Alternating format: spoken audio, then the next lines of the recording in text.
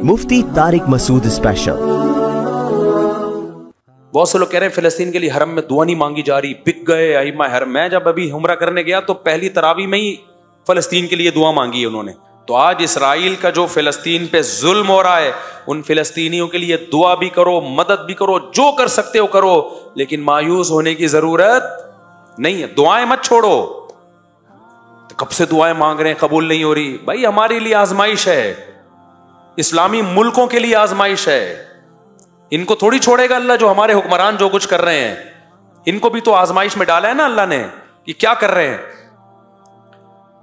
लेकिन इसका यह मतलब नहीं है कि भाई फिलिस्तीन की सरजमीन का यहूदी मालिक हो गया। असल मालिक कौन है? अल्लाह है। उसने वक्ती तौर पर कुछ जालिमों के हवाले की हुई है।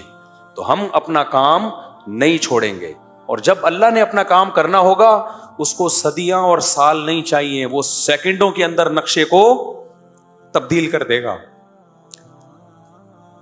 आज बहुत बड़ा मसला पता है क्या है? दीनदारों में वो दुआ से बहुत गाफिल हैं, और बल्कि दुआओं का मजाक उड़ाना शुरू कर दिया है। अबे ये मौलवी दुआओं में लगे रहते हैं, अबे ये दुआओं से क्या होता है।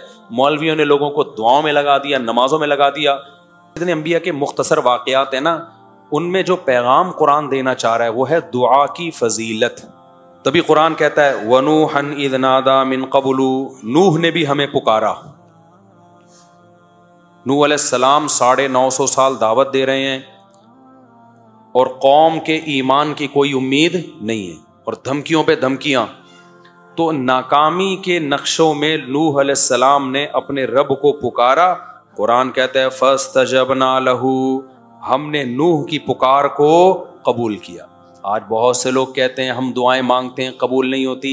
भाई कबूल होती है उस टाइम पे जिस टाइम पे अल्लाह चाहेगा। ये छोड़ दो कि कबूल हो रही है कि नहीं हो रही। कितने लोग कहते हैं फिलिस्तीन के लिए कब से दुआएं मांगी जा रही हैं, हरम में भी मांगी जा रही हैं दुआएं। एक तो हमारे यहाँ प्रोपेगेंडा बहुत है। बहुत से लोग कह रहे हैं फिलिस्तीन के लिए हरम में दुआ नहीं मांगी जा रही, बिक गए अइम्मा हरम। मैं जब अभी उम्रा करने गया तो पहली तरावी में ही फिलिस्तीन के लिए दुआ मांगी है उन्होंने। सोशल मीडिया बहुत बड़ा अजाब है, मैं आपको बताऊं।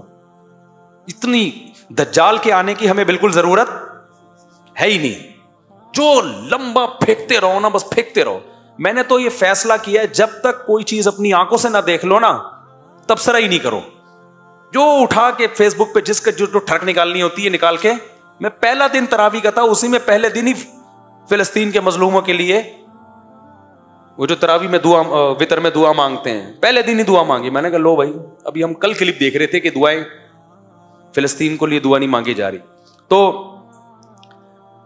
जो क्या कह रहा था मैं, हाँ, लोग कहते हैं इतने अरसे से हम दुआएं मांग रहे हैं, कबूल नहीं हो रही। इस चक्कर में बहुत से लोग दुआ मांगना छोड़ देते हैं। ये मत करो। बनी इसराइल कितने अरसे से दुआ मांग रहे थे, फिर अल्लाह ने मूसा को भेजा, कलीमुल्लाह को। फिर मूसा के आने के बाद हजरत मूसा ने भी दुआएं मांगी होंगी, रातों को उठ उठ के। बनी इसराइल ने और मांगी होंगी, लेकिन जुल्म कम होने के बजाय बढ़ता जा रहा है। तो क्या मूसा अलैहिस्सलाम ने दुआएं मांगना छोड़ दी है भाई? या मूसा ऊज़ीना मिन क़ब्ली अन तअतियना व मिन बादि मा जीतना, ए मूसा तेरे आने से पहले भी जुल्म, तेरे आने के बाद भी जुल्म, कोई फायदा नहीं हो रहा। हजरत मूसा क्या कह रहे हैं? बहुत मजा आता है मुझे इस आयत के पढ़ने में। बनी इसराइल ना बड़ी कसम पुरसी से हजरत मूसा के पास आए। या मूसा ऊज़ीना मिन क़ब्ली अन तअतियना, ए मूसा तेरे आने से पहले भी अजाब में थे। व मिन बादि मा जीतना, तू निजात दहिंदा बन के आया है, लेकिन तेरे आने से हमें कोई फायदा नहीं हुआ। मतलब कि हम तो दुआएं मांग रहे हैं, सब कुछ कर रहे हैं, फिर भी फायदा नहीं हो रहा। मूसा ने जवाब में क्या कहा? या कौम इन्नल अर्ज़ लिल्लाह इस्तईनु बिल्लाहि वस्बिरु, देखो अल्लाह से मदद मांगते रहो जैसे अब मांग रहे हो, और सब्र भी करते रहो साथ साथ। दुआ सब्र के बगैर नहीं होती। या कौम इस्तईनु बिल्लाहि वस्बिरु, ए मेरी कौम अल्लाह से दुआएं मांगते रहो और सब्र करते रहो। आगे दलील कितनी शानदार दी है। सवाल पैदा होता है, भाई ये काम तो हम पहले से कर रहे हैं ना, रिजल्ट तो कोई आउट हो नहीं रहा। आप तो वही काम का हुक्म दे रहे हो जो हम पहले से कर रहे हैं।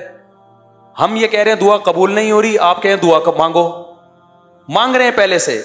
इस इश्काल का मूसा ने जो जवाब दिया अलैहिस्सलाम ने, इन्नल अर्ज़ लिल्लाह, یورثھا من یشاء من عبادی، اے میری قوم زمین فرعون کی نہیں ہے، یہ گریوی میں فرعون کو ملی ہوئی ہے.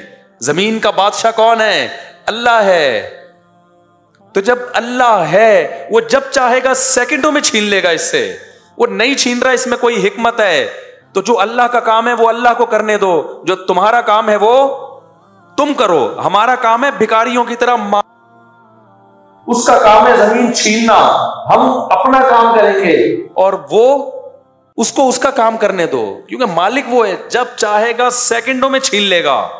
ان الارض للہ یورثھا من یشاء من عبادہ، وہ اللہ جس کو چاہتا ہے زمین کا مالک بنا دیتا ہے. آج فرعون کو بنایا ہوا ہے، اس کا مطلب یہ نہیں کہ حقیقی مالک فرعون ہے. حقیقی مالک فرعون ہوتا پھر ہم مایوس ہوتے نا. حقیقی مالک کون ہے زمین کا؟ اللہ ہے. تو ہمیں مایوسی کی کیا ضرورت ہے بھائی؟ وہ نہیں چھین رہا، کوئی حکمت ہے، ہمیں آزما رہا ہے. وہ جب چاہے گا 2 منٹ میں چھین کے ہمارے حوالے کر دے گا. تبھی تو کیسے 2 منٹ میں چھینا کہ نہیں چھینا؟ آخری دم تک، جب تک وہ پانی کے کنارے پہ کھڑے ہوئے تھے نا اور فرعون کا لشکر آ رہا تھا، اس وقت تک فرعون یہ سمجھ رہا تھا زمین کا وارث کون ہے؟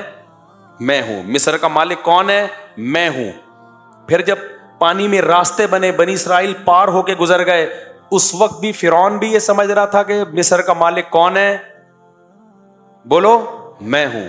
جیسے آج اسرائیل سمجھ رہا ہے کہ بیت فلسطین کا مالک کون ہے؟ اسرائیل ہے. فرعون تو اس سے بڑے پاورفل تھا، وہ بھی آخری اینڈ تک یہی سمجھتا رہا کہ زمین کا مالک کون ہے؟ میں ہوں. راستے بن گئے، اس وقت بھی فرعون سمجھ رہا تھا مصر کا مالک کون ہے؟ میں ہوں. بنی اسرائیل بھی یہ سمجھ رہے تھے، حضرت موسیٰ بھی یہ سمجھ رہے تھے کہ فی الحال زمین کا مالک کون ہے؟ فرعون. چند سیکنڈوں کے اندر کام ہوا ہے. جب فرعون نے پانی میں اپنے گھوڑوں کو دوڑانا شروع کیا انہی راستوں میں جو بنی اسرائیل کے لیے بنے تھے، اور جب آخری آدمی جب تک داخل نہیں ہوا نا اس پانی میں، اس وقت تک بھی بنی اسرائیل یہ سمجھ رہے تھے کہ مصر کا مالک کون ہے؟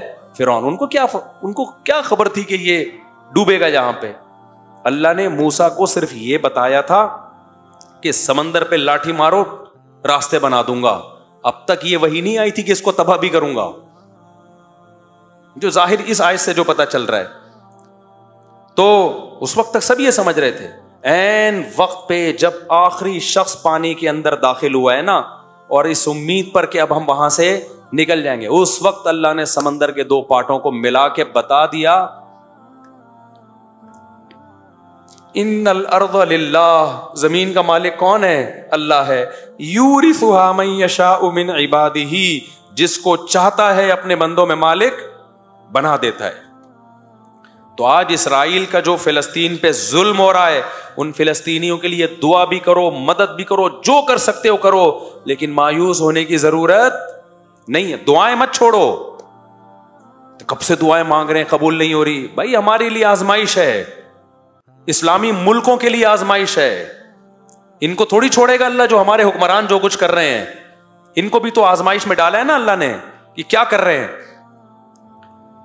لیکن اس کا یہ مطلب نہیں ہے کہ بھائی فلسطین کی سرزمین کا یہودی مالک ہو گیا. اصل مالک کون ہے؟ اللہ ہے. اس نے وقتی طور پر کچھ ظالموں کے حوالے کی ہوئی ہے. تو ہم اپنا کام نہیں چھوڑیں گے، اور جب اللہ نے اپنا کام کرنا ہوگا اس کو صدیاں اور سال نہیں چاہیے، وہ سیکنڈوں کے اندر نقشے کو تبدیل کر دے گا.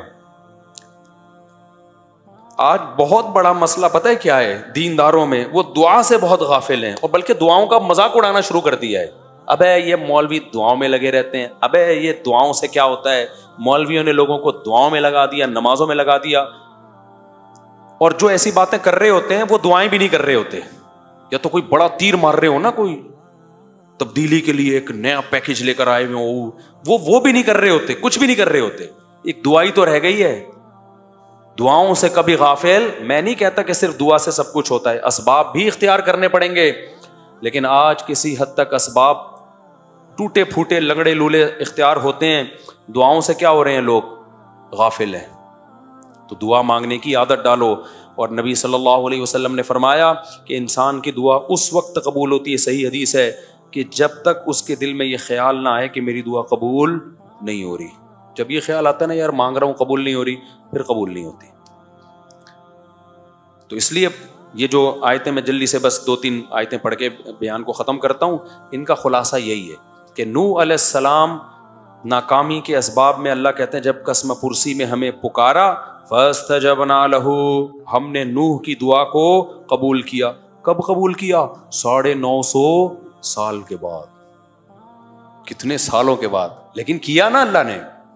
یعقوب علیہ السلام ساری زندگی دعا مانگتے رہے، قبول بڑھاپے میں کیا. اگر نہ مانگتے تو کچھ بھی نہیں ہوتا. تو اور اللہ اگر ایسے دعائیں قبول کرنا شروع کر دے، ادھر مانگی ٹھک کر کے، وہ تو پی کے فلم ہو جائے گی. وہ شارٹ کلپ کسی نے بھیجا تھا، میں فلمیں نہیں دیکھتا، یہ ذہن میں جو لوگوں نے لکھا ہوا ہے اس نے چھپ کے پوری فلم دیکھی ہے. نہیں دیکھی، اللہ کی قسم نہیں دیکھی. ہاں یہ ضرور ہے کہ اس کے کچھ شارٹ کلپ تھے، وہ بھی دوستوں کے ساتھ دیکھے ہیں، وہ بھی وہ والے کلپ جو بہت ہی خاندانی قسم کے کلپ تھے.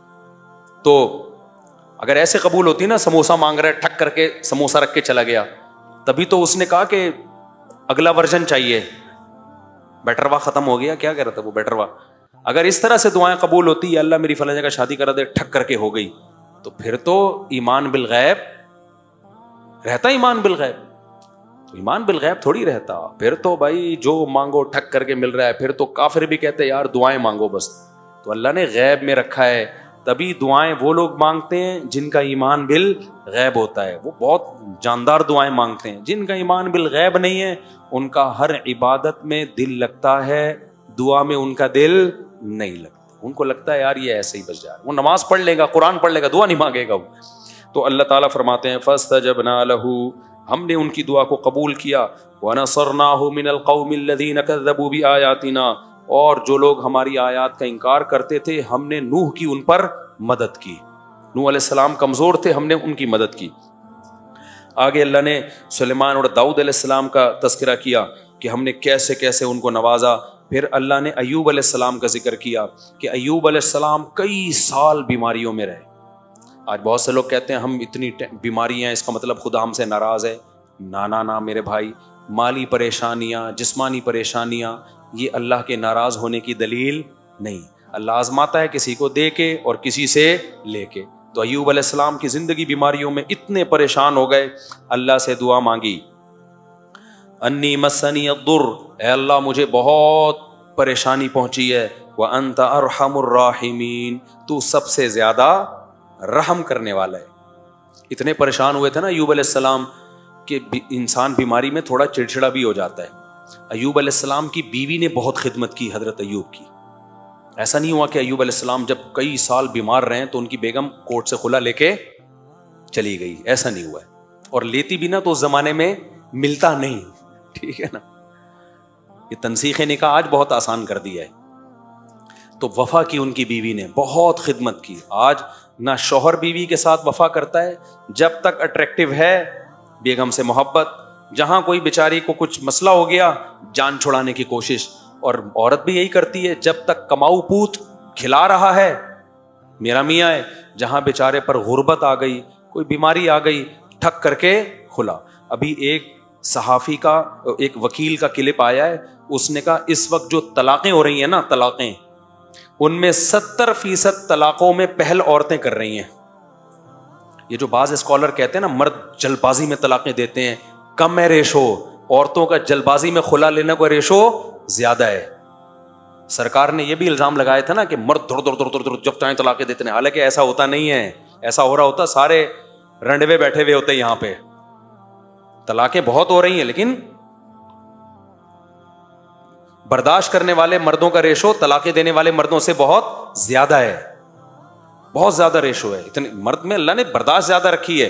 خواتین کو خلا کا جو یک طرفہ خلا کا اختیار دے دیا نا، اس کے نتیجہ میں نہیں، کوئی مولوی نہیں کہہ رہا، ایک وکیل کہہ رہا ہے.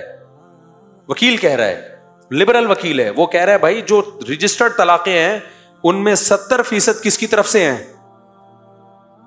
خواتین. کیونکہ برداشت ختم. ذرا سا مسئلہ ہوا ٹھک کر کے عدالت سے خلا لیا، پتلی گلی سے نکلی تو خاندانی نظام گیا تیل لینے، برباد ہو گیا. تو ایوب علیہ السلام کی بیوی نے اس بیماری میں ایوب علیہ السلام کی بہت خدمت کی. تھوڑی سی خدمت میں اونچ نیچ ہو گئی. ظاہر انسان بیمار ہوتا ہے، غصہ جلدی آتا ہے. حضرت ایوب علیہ السلام نے کہا کہ میں ٹھیک ہوا نا تجھے 100 کوڑے ماروں گا. اس سے اور قسم اٹھا لی، میں ٹھیک ہوا نا. کہیں اونچ نیچ ہو گئی ہوگی. بعد میں حضرت ایوب کو بڑی ندامت ہوئی کہ یہ تو بڑی وفادار بیوی ہے، لیکن قسم بھی اٹھا چکا ہوں. اب قسم بھی تو اللہ کے نام کی ہوتی ہے نا، تو اب قسم بھی اٹھا لی ہے، قسم توڑنا بھی بہت بڑا جرم ہے، اور بیوی کو کوڑے مارنا بھی اچھا بیوی اتنی اچھی بیوی ہے بھائی. تو اللہ نے حضرت ایوب علیہ السلام کو ہیلا بتایا. خذ بیدک ضغثا، دیکھو اللہ کی نظر میں ان کی بیوی کا کتنا بڑا مقام تھا. یہ تو ایک جزوی واقعہ ہے، اللہ حضرت ایوب کو بتا دیتا ان کا پرسنل معاملہ ہے. کیا ہیلا بتایا کہ ایک جھاڑو لو جس میں 100 تنکے ہوں، ایک ہی دفعہ میں لگا دو، بس قسم کیا ہو جائے گی. اور بیوی کو بتا دیں گے بھائی بیگم میں مارنا نہیں چاہتا، لیکن ایک قسم ہے اس کے کفارے سے بچنے کے لیے. تو جب پہلے سے بتا کے یہ سب کچھ کیا جائے تو بیگم کو انسلٹ محسوس نہیں ہوتی. تو اللہ نے کہا کہ ایک 100 سیخیں لو اور جگا کے ایک ہی دفعہ یوں کر کے لگا دو، 100 لگ گئے گے نا، بس ختم، بس کافی ہے اتنا. تو یہ تو پرسنل معاملہ تھا نا حضرت ایوب کا، اللہ نے اس کو قرآن کا حصہ بنا دیا. اس سے پتہ چلتا ہے کہ اللہ کو وفادار بیوی اتنی پسند ہے کہ اللہ اپنے پیغمبر کو ہیلا بھی بتا رہے ہیں اور اس کو قرآن کا حصہ بھی بنا رہے ہیں، یہ بتانے کے لیے کہ یہ پروٹوکول ایوب علیہ السلام کی بیوی کو میں نے دیا ہے. اور یہ طریقہ بھی بعض دفعہ مفتی ہیلے بتا رہے ہوتے ہیں نا، مفتی جو غلط مفتی بھی ہیلے بتا رہے ہوتے ہیں بعض دفعہ، ابے تو ایسا کر، حلالوں کے ہیلے جیسے بتا رہے ہوتے ہیں.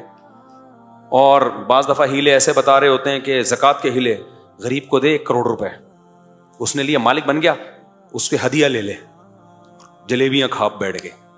بھائی ہو گیا نا، بھائی آپ نے اس کو مالک بنایا، زکوٰۃ ادا ہو گئی، اب اس کی مرضی، جس کو چاہے دے، وہ اپنی خوشی سے اگر آپ کو دے دے تو ہو گیا نا. کل ایک بندہ آیا کہہ رہے ہمارے مدرسے کے طلبہ ہیں، زکوٰۃ لیتے ہیں ہم لوگ، طلبہ کو مالک بنا کے پھر ہم مدرسے کی تعمیر میں لگا سکتے ہیں؟ میں نے کہا نہیں لگا سکتے. کہہ رہے نہیں، جب طلبہ کو مالک بنا دیا، زکوٰۃ تو ادا ہو گئی. میں نے کہا تو تجھے کوئی اتنی بڑی رقم دے اور مالک بنا کے اور پھر واپس لے تو تو دے کے دکھا واپس. بولے جب میں ہوں تو میں کیوں دوں؟ وہ بچہ کو پتا ہے میں ایویں ڈرامے بازی ہو رہی ہے میرے ساتھ، اس کو ہیلا کہتے ہیں نا، یہ ناجائز ہیلا ہے. بچے کو پتا ہے، ورنہ 1 لاکھ روپے کسی بچے کو دو، وہ کہے گا میں پاگل ہوں، میں مدرسے کی دیوار میں لگاؤں، میرے PCO مثلا میرا ابا غریب، میری اماں غریب. تو یہ ناجائز ہیلا ہے. تو جیسے بعض 2 نمبر قسم کے مفتی غلط ہیلے بتا رہے ہوتے ہیں، لیکن یہاں ہیلا کون بتا رہا ہے؟ اللہ. کس کو؟ پیغمبر کو. کس کو بچانے کے لیے؟ ان کی بیوی کو بچانے کے لیے. تو جو بھی وفادار ہوگا، میاں ہو یا بیوی، اللہ کو وفاداروں کی قدر ہے. مشکلات میں مارکیٹ سے شارٹ ہونے والوں کی اللہ کو قدر نہیں ہے. کہ جب حالات اچھے تھے تو بہت بہترین میاں، حالات جہاں خراب ہوئے تو مارکیٹ سے ایک دم شارٹ. جج بیٹھا ہوا ہے ٹھپے لگانے کے لیے. جج جیسی کسی کی بیوی جائے نا، جج کی بیوی کو بھی کوئی اور جج طلاق دے رہا ہے آج کل، پورا سیٹ اپ ہی بڑھ گیا. ہاں بجلی میں بتاتا ہوں، وہ مسئلے بھی ابھی صبر کریں. اچھا میرے بھائی جلدی سے، میں یہ بہت مزے کی آیتیں ہیں یار، یہ مجھے تو بڑا مزہ آتا ہے. آگے اللہ کہتے ہیں دیکھو ہم نے اس مصیبت سے ایوب کو نکالا اس دعا کی برکت سے. تو اس سے پتہ چلتا ہے اللہ دعائیں قبول کرتا ہے. پھر آگے اللہ فرماتے ہیں کہ وَظَنُّونِ إِذْ ذَهَبَ مُغَاضِبًا، اس میں تو بڑا ہی مزہ آتا ہے پڑھنے میں. اللہ کہتے ہیں مچھلی والے کو بھی یاد کرو. مچھلی، اللہ نے یونس علیہ السلام کا نام کیا رکھ دیا؟ مچھلی والا. یہ بھی محبت ہے اللہ کی اپنے پیغمبروں سے. حالانکہ یونس علیہ السلام تو فرار ہو کے گئے تھے اللہ سے پوچھے بغیر، اور مچھلی نے کھا لیا. یہ سب تو بطور سزا کے ہوا ہے، لیکن پتہ چلتا ہے یہ دیکھنے میں سزا تھی، حقیقت میں سزا نہیں تھی. ہمارے حضرت اس کو اپنے الفاظ میں بتاتے تھے، یہ محبت کی چٹکی ہے. چٹکی کی 2 قسمیں ہوتی ہیں، ایک کسی کو تکلیف دینے کے لیے چٹکی لی جاتی ہے، ایک محبت میں چٹکی لی جاتی ہے. چیخیں دونوں میں سیم نکلتی ہیں. کیا خیال ہے؟ چیخیں دونوں میں کیا ہوتی ہیں؟ سیم، لیکن جذبات دونوں میں بالکل ڈفرینٹ ہوتے ہیں. تو اللہ بعض دفعہ پیغمبروں کو سزا بھی دیتے ہیں، تو وہ دیکھنے میں سزا ہوتی ہے، حقیقت میں وہ سزا نہیں ہوتی. اب دیکھو یونس علیہ السلام کے ساتھ یہ والا معاملہ نہ ہوتا تو یونس علیہ السلام کا شاید قرآن میں تذکرہ ہی نہ ہوتا، اور آپ کا نام اللہ مچھلی والا رکھتے ہی نہیں، مچھلی والا ہی نام نہ رکھتے. یہ ایسے ہے جیسے حضرت علی رضی اللہ تعالیٰ عنہ ایک دفعہ لیٹے ہوئے تھے نا مٹی میں، حضرت فاطمہ سے کچھ ناراضی ہوئی تو آپ چلے گئے، تو کچھ جیسے میاں بیوی میں ہوتی ہے بعض دفعہ، تو کہیں لیٹ گئے جا کے. تو نبی جب گئے نا تو پورے مٹی پہ لیٹے ہوئے تھے نا، مٹی لگی ہوئی تھی. تو حضرت علی کو نبی نے فرمایا ابو تراب، مٹی والا. اب یہ لفظ بظاہر توہین ہے، لیکن حضرت علی کو اندازہ ہو گیا، یقین تھا کہ یہ توہین کی نیت سے نہیں ہے، یہ کیا ہے؟ محبت کی. تو حضرت علی نے اپنی کنیت ہی ابو تراب بنا لی، مٹی والا. تو بعض لفظ بذات خود تعظیم کے نہیں ہوتے، لیکن جب کسی بڑے کی زبان سے نکلتے ہیں تو وہ کیا بن جاتے ہیں؟ وہ تعظیم والے لفظ بن جاتے ہیں. اچھا، وقت ہمارا بہت ہو گیا ہے، تو یہ حضرت یونس علیہ السلام کا جو ہے نا ہم انشاءاللہ کل پڑھیں گے. یونس علیہ السلام کا ہے، آگے اللہ نے زکریا علیہ السلام کا. ان سب کا حاصل یہی ہے کہ سب مشکلات میں تھے اور کس کو پکارا انہوں نے؟ اللہ. ان میں کوئی کسی عامل کے پاس نہیں گیا، پھونکوں والی سرکار کے پاس نہیں گیا، کوئی کسی مزار پہ بولو نہیں گیا. کسی نے یہ نہیں کہا کہ اتنے سال ہو گئے مانگتے ہوئے. نوح علیہ السلام نے نہیں کہا 950 سال سے مانگ رہا ہوں، دعا تو قبول ہوتی نہیں. اب چھوڑو یہ ایسے ہی باتیں. تو یہ سب کا یہی مشترک پیغام تھا. سمجھتے ہو کہ نہیں سمجھتے؟